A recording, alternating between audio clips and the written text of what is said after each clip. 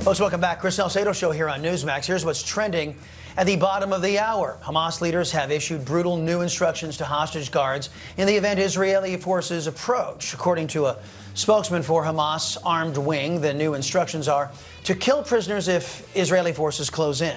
They consider this an appropriate response to Benjamin Netanyahu's insistence to free prisoners through military pressure instead of striking a deal allowing Hamas to survive in exchange for hostages.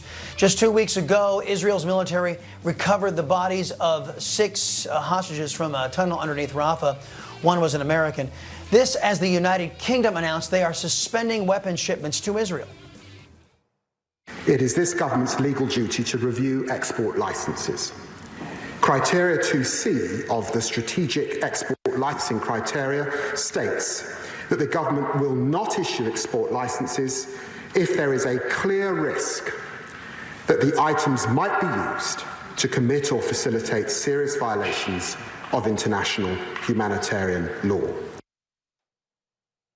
Serious violations of international law. Joining me now is National President of the Zionist Organization of America, Mort Klein. Mort, it's good to see you. The UK taking a hard left turn following the United States government in a hard left turn. We watch huge swaths of the Biden regime condemn Israel in support of Hamas and the people who elected them, the people of Gaza. Is there a danger here that Israel will stand alone if the left consolidates power worldwide? This is almost worse than during the Holocaust, where the world ignored what was going on. Now you have countries like England supporting Hamas, helping Hamas by saying they will not arm Israel to control this Arab-Islamic terrorist group, Hamas.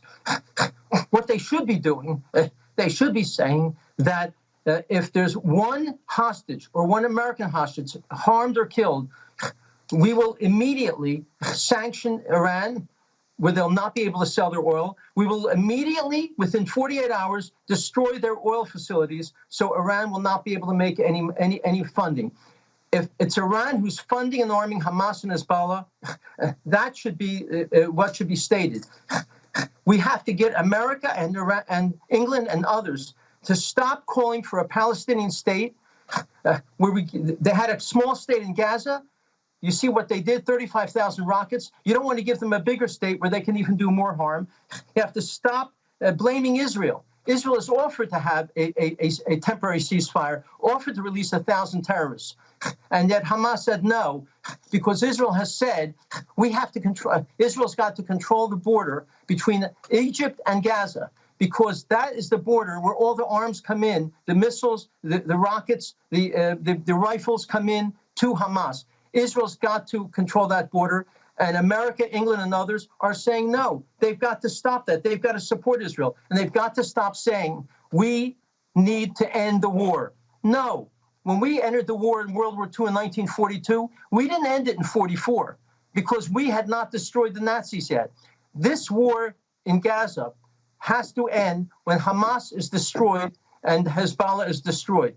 That's when it should end, because by America and England and others saying, end the war now, they're simply making Hamas understand they don't have to do anything, that the world is going to pressure Israel to allow Hamas to survive. This is a disaster for all of us, because Mohammed al-Zahar, the co-founder of Hamas, has said publicly in the last few months, first we're going to kill all the Jews, next we're going to kill all the Christians.